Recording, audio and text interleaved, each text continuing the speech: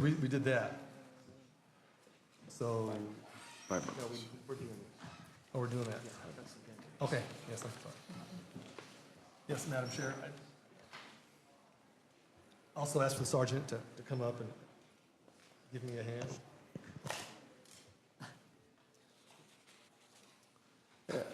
Madam Chair, members, what the sergeant is bringing up right now is a phone case, a plastic phone case that resembles a handgun and can actually pull the trigger. So, Madam Chair, members, AB 1798 will make it a misdemeanor to manufacture, import, distribute, or sell a cellular and smartphone case that resembles a handgun. Existing law prohibits the sale of a look-alike firearm unless it has a mark that will lead a reasonable person to believe that a look-alike firearm is an imitation. Currently, any person can purchase a cellular and smartphone protective case that has the appearance of a handgun. These cases have a protruding handgun grip, trigger system, and two-dimensional barrel, and a slide mechanism that looks identical to a semi-automatic pistol. This bill is necessary because existing law is not sufficient in its definition to clearly prohibit the sale of these dangerous gun look-alike cases because the barrel cannot be marked and visible from all sides. These products are fairly new on the market. This bill is a proactive approach to restrict these devices to protect those who would use the case and those who reasonably believe they are actual firearm. It's interesting on that case there, a lot of folks, we've seen it in their back pockets or front pockets, and once it's stuck in there, all you see is just the protruding handgun, and the fact that the trigger clicks could lead someone to reasonably believe that someone's carrying a firearm.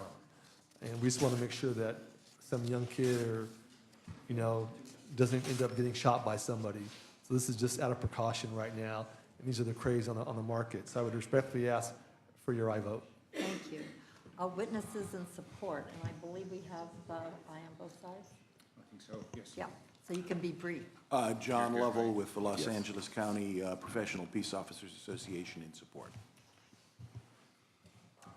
Any other speakers in support of the bill?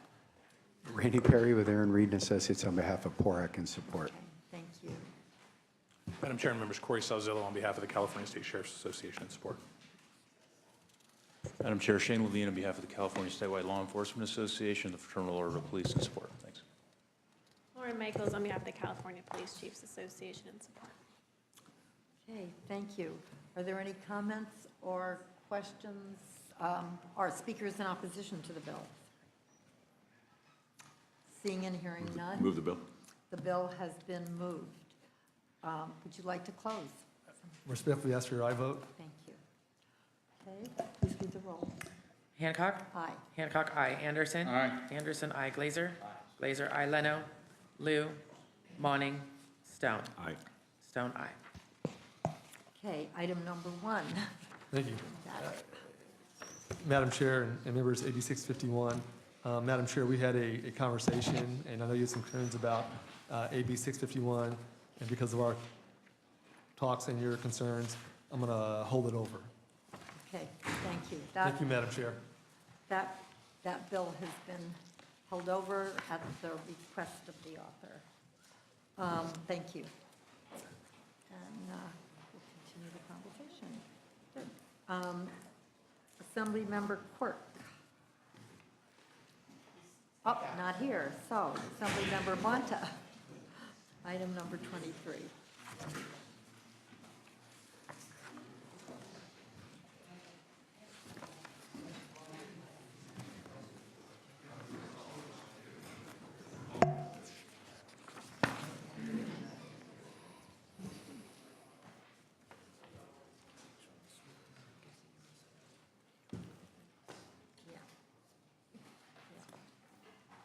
Thank you. Thank you, Madam Chair and colleagues. Pleased to present to you AB 2165 today, which was referred to in the presentation by my colleague, Mr. Cooper, and is, of course, on the same subject matter regarding non-rostered handguns. And this bill will clarify which trained peace officers can continue carrying their existing firearms while in the line of duty. And I want to first let you know I accept the committee's amendments. Thank you for those. They limit the exemption from the roster to specified state agencies that are called out and enumerated in the amendments, state agencies, county probation departments, and local government agencies. And they also prohibit employees of those agencies from selling their firearms to individuals who themselves are not exempt from the roster. So thank you for those amendments. They will reduce the secondary market for these firearms and ensure that AB 2165 remains focused on those agencies currently utilizing non-rostered firearms. Thank you for your help to the staff and the committee for shaping that language. Also, I was listening closely to the dialogue and discussion from Mr. Cooper's bill. If you wish for us to take the amendments from Senator Hill's bill regarding safe storage, we are more than happy to. Okay, thank you. Engine 4 is a hand. Thank you. That would be very helpful. So as you know, the Department of Justice had utilized a broader interpretation regarding which agencies could purchase off-roster firearms, and that changed in the last year.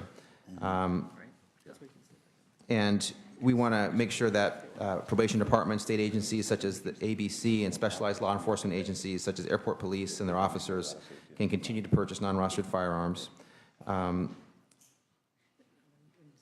What our bill does, it actually narrows the use of non-rostered firearms from the status quo from just immediately before the change in the DOJ's interpretation, with the restrictions on the secondary sale, with the calling out of the specific agencies that this applies to, and certainly with the safe storage requirements. We think that this creates a safe environment and allows our law enforcement officers to continue to use the guns and weapons that they need to do their job appropriately. It creates budget savings, and it allows peace officers who participate in high-risk situations such as mutual aid and task forces and sting operations and arrests to be properly armed for those scenarios. So respectfully ask for your aye vote. Thank you for all your input and assistance with the bill. I have with me today Randy Perry on behalf of the Peace Officers Research Association of California, and Alberto Tarico on behalf of the State Coalition of Probation Organizations. Okay, thank you. Madam Chair, members, Randy Perry with Aaron Reed and Associates on behalf of PORAC and co-sponsors of the bill.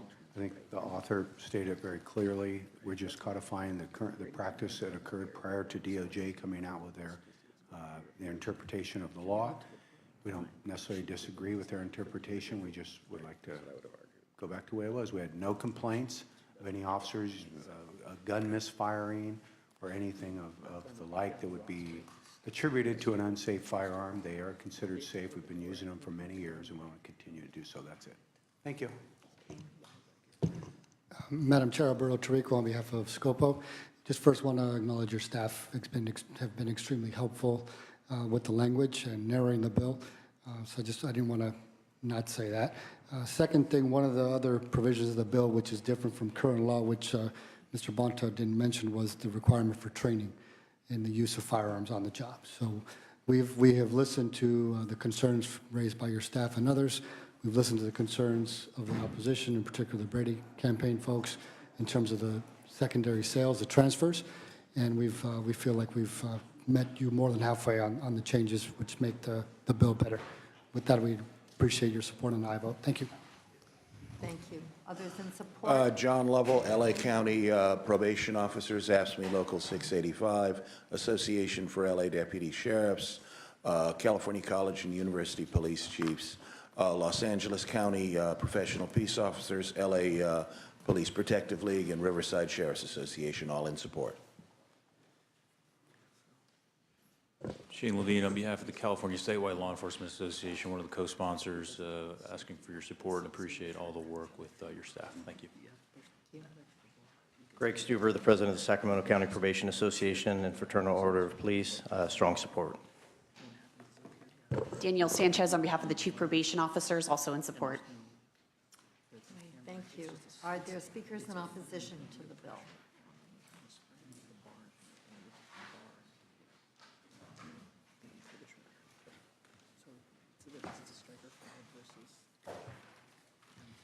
Good afternoon again.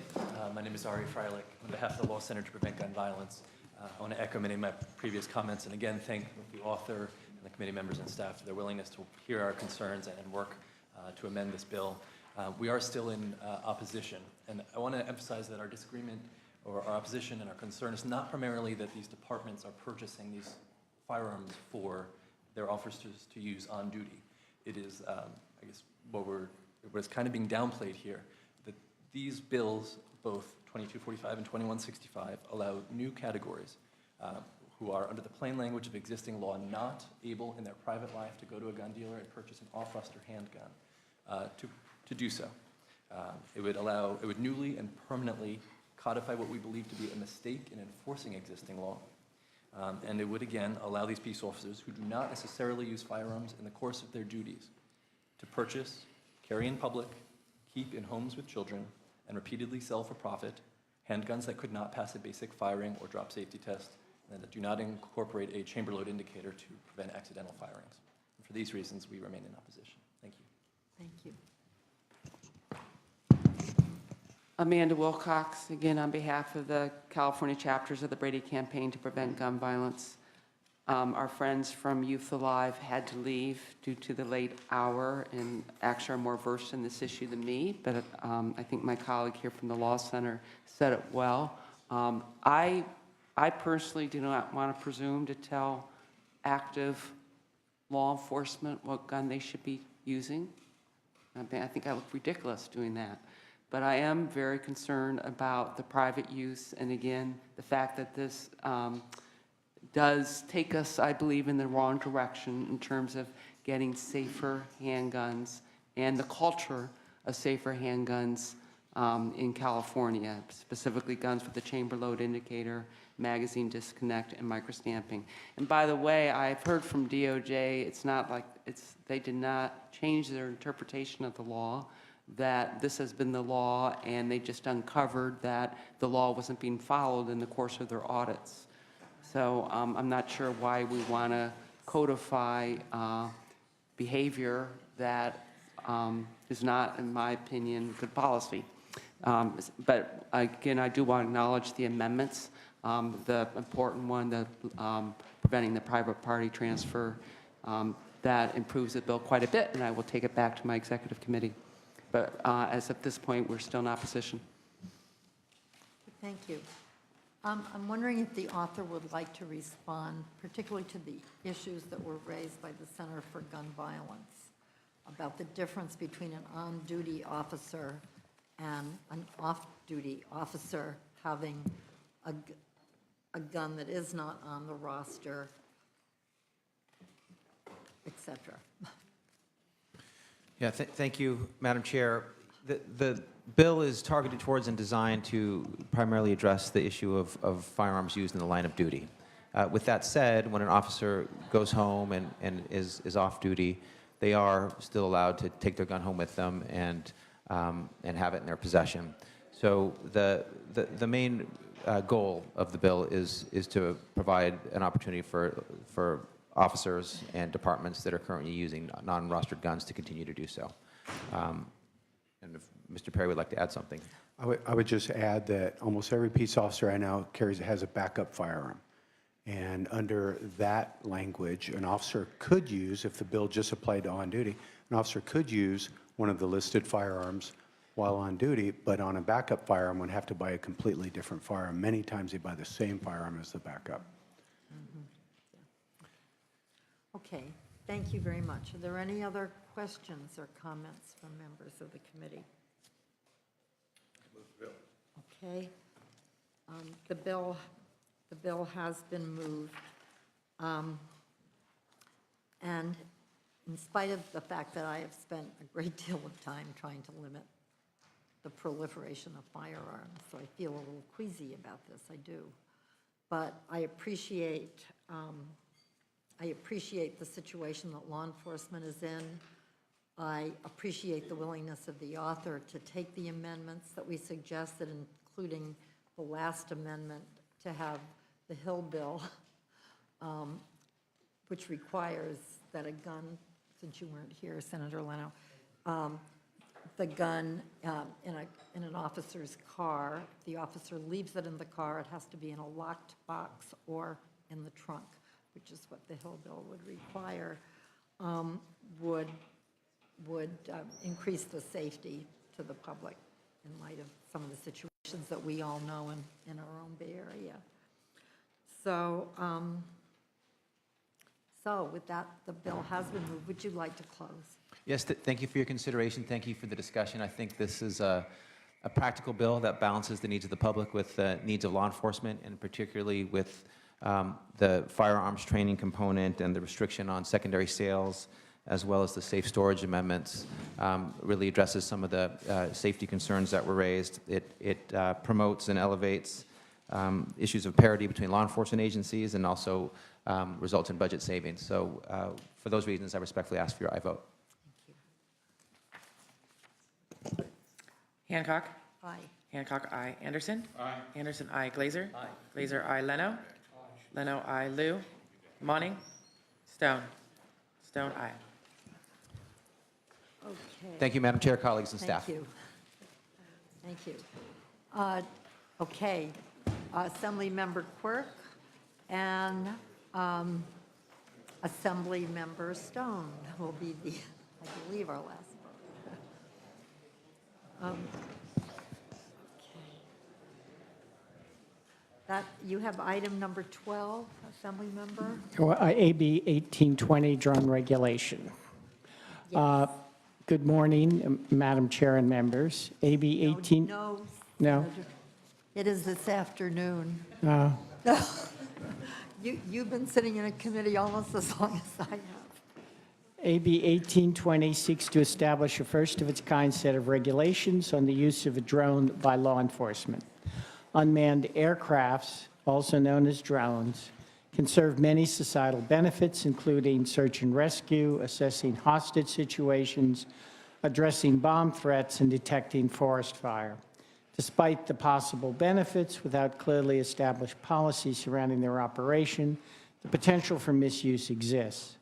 We've worked very hard on this year to craft a bill that is not overly burdensome, attempted to address the concerns of law enforcement as much as possible without compromising accountability, transparency, and public engagement.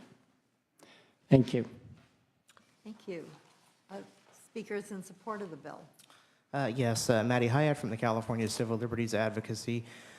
We've been supporting some sort of legislation on drones for a while now. We had a much more minor role back in 2013. We supported it kind of on the sidelines, but we've been supporting AB 56. It got stopped in the Senate last year, and this is where we picked up.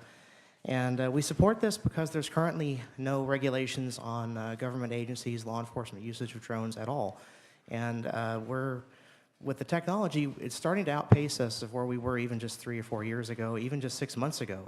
The technology's just taken off and the abilities that they have. And we know that there's a lot of opposition on this bill from both civil liberties advocates, some of our colleagues, in fact, and law enforcement. We've tried to address those concerns, and I know that Assemblymember Quirk has worked very hard with both sides of the opposition to try to find something that works for everyone. We strongly feel that we need to get something on the books, and there's one thing I need to address before we move on, and that is that there has been an issue raised about drones that can stay in the air for hours or days, and I believe that, with all due respect to our opposition, who we usually agree with on these issues, it's confounding the issue, because what they're actually talking about are airships, blimps. I don't know if anyone got a copy of our paper. These require 4 or 5 person ground crews and a launching pad to take off. There are quadcopters that can stay in the air for long periods of time, but they get their power from the ground. Both types of aircraft must be tethered to a human operator, and they are not autonomous, and they don't have the same capabilities as this bill. In fact, I think they far exceed the scope of this bill. Those things can be addressed, but probably in another piece of legislation. So. Okay, thank you very much. Speakers in support of the bill? Seeing and hearing none. Speakers in opposition to the bill?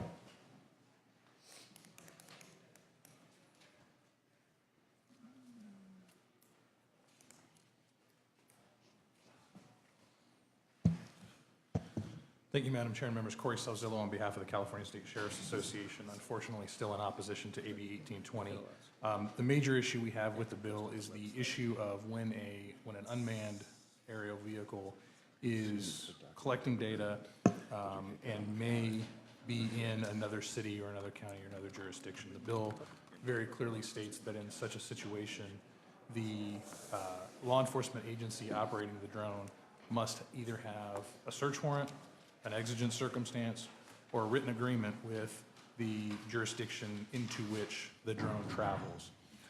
So if there's a drone in Alameda County that's being operated by Alameda and they happen to be on the border of Contra Costa, they couldn't be collecting data unless they either had a search warrant, an exigent circumstance, or an agreement with the Contra Costa authorities. We think that that, unfortunately, despite the author's best efforts, still is too restrictive in the use of drone technology. We don't think, for example, in a situation where there's a pending search and rescue, that you should have to have one of those situations, and that's just one example of the problems we have. You're going to have necessarily situations where a UAV is operating and it will be near the border of a jurisdiction, and just by virtue of the fact that the object travels in the air is going to collect data that in certain circumstances will bleed into another jurisdiction. We appreciate the author's amendments about mandating the governing body of the law enforcement agency that no longer has to be vetted before the committee. We still have concerns about having to maintain a website to hear those concerns from the public, but that being said, we remain opposed. Thank you. Thank you. Others in opposition to the bill? Good afternoon, Madam Chair and members. Kevin Baker for the American Civil Liberties Union of California. We unfortunately must remain in opposition to the bill. We think that it would be useful to have regulations in this area that will provide some clarity and guidance as this technology increases and improves in its capacities. But we don't think the bill goes far enough in failing to regulate the areas where no search warrant is required under the bill. And we think that's a very dangerous policy, and therefore we would like to see the bill go further if we're going to provide those kinds of guidance, that it should be as protective as the Fourth Amendment. Thank you. Samantha Corbin on behalf of the Electronic Frontier Foundation, echoing some of the sentiments of my colleagues at the ACLU and also in opposition to the bill as currently written. Thank you. Okay, thank you. Senator Glazer. Thank you, Madam Chair. I wanted to ask a question to Mr. Sazillo. Could I ask him to come back? Thank you. I appreciate the good work of the author to try to create some reasonable standards, and I think he's done a very good job at that. But I'm also sensitive to the point that you've made about circumstances can arise where you cross jurisdictions. And I appreciate that too, because it may not be an emergency, but it may be something in terms of the important work that a police agency may be engaging in. So why isn't there a solution to this, which is to simply ask all the jurisdictions, all the law enforcement jurisdictions in the state, to sign some universal form, giving permission or providing standards or some, it's almost like the Common App when you apply to college. Isn't there a way for you all to, given the parameters of the bill, if it was to go through and be approved and signed, that you could overcome that concern pretty easily? Well, I think that's best left to the agencies who are making that decision on whether or not they are going to utilize drone technology. And if you don't have a situation where county or counties or cities or a city chooses not to sign that, then you would be left with a patchwork of, well, we can't go here because they haven't signed it, or we have to get a warrant if we're crossing this border of Alameda County, but we don't. I think it just complicates matters. No, certainly it would, but it would create clarity in terms of what jurisdiction with their local control and their local judgment would exercise.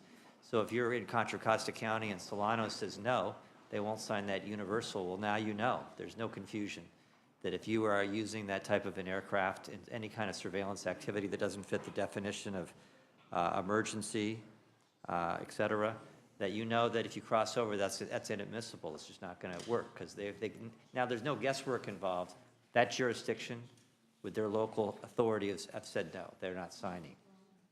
And I think we'd have issues with that, because it's a question of whether you're pursuing someone or whether you have a search and rescue or any number of situations where you need to have that flexibility, and where you're going to contact another agency and say, we've got a pursuit coming into your county, heads up. That's a very common practice. And so it doesn't take a city council or a board of supervisors to sit and make that decision in advance. I see. I'm certainly just trying to find a way to accommodate your concerns, because I think the author is sincere in trying to come up with something that's reasonable here in an area where there hasn't been any oversight or regulation. So I'm just trying to see where we can find some common ground, because I think you guys are close. And I would just add, the author and his staff have been very accommodating in attempting to find some solution. We just haven't reached it yet, unfortunately. It's been over the course of several bills and several years of trying to find something. Right, okay, thank you. Yeah, I would ask Senator Quirk if you want to respond to that, because I had very much the same reaction as Senator Glazer, which was, well, if it was Alameda and Contra Costa County, they could sign a written agreement that under certain circumstances, like hot pursuit or any other circumstances they wanted, they would allow the mutual use. So it doesn't seem... First of all, hot pursuit and search and rescue or exigent circumstances, they're already allowed. So there's not a problem with that at all, whether the other county has signed an agreement or not. Hot pursuit, search and rescue, we're all set for that. And as far as an agreement with another county, that can be done very simply. One sheriff could agree with the other sheriff that happens. I sincerely doubt, for example, if Alameda County has a drone, I sincerely doubt that the sheriff in Contra Costa would have a problem with it. So I think that they could reach, the adjacent counties could reach an agreement very quickly. The other thing is how far these drones can go right now is not very far. So you'd really just have to worry about adjacent counties. Senator Glazer. Thank you, Madam Chair. I mean, the dilemma for me is you had a bill somewhat similar to this last year, and I voted against it.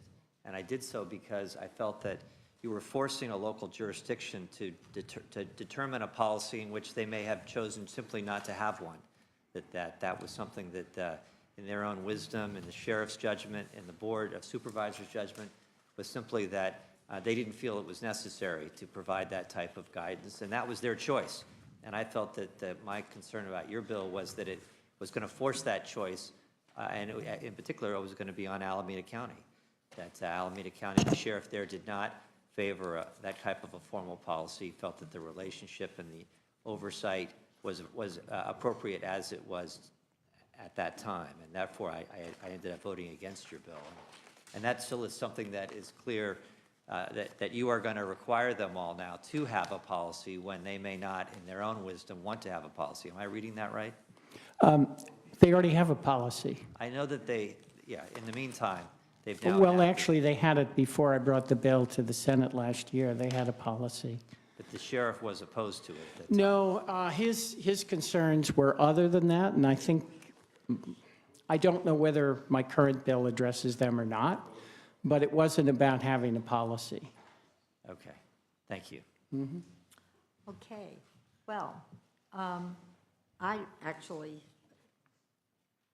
think that, Assemblyman Quirk, you have narrowed your bill quite a lot, that it seems to be a sensible compromise to me. So I'm happy to support the bill today, if other members of the committee are. Madam Chair, just to add to your comments, and I'm sorry I missed much of the presentation, but it would seem that the debate here refined is just perfect versus good. And I think that this is a good step forward and a step we need to take. And if necessary, we may be building upon it in the future. We'll see how things unfold. Right. But I will be supporting the bill today. Thank you very much, Senator. Okay.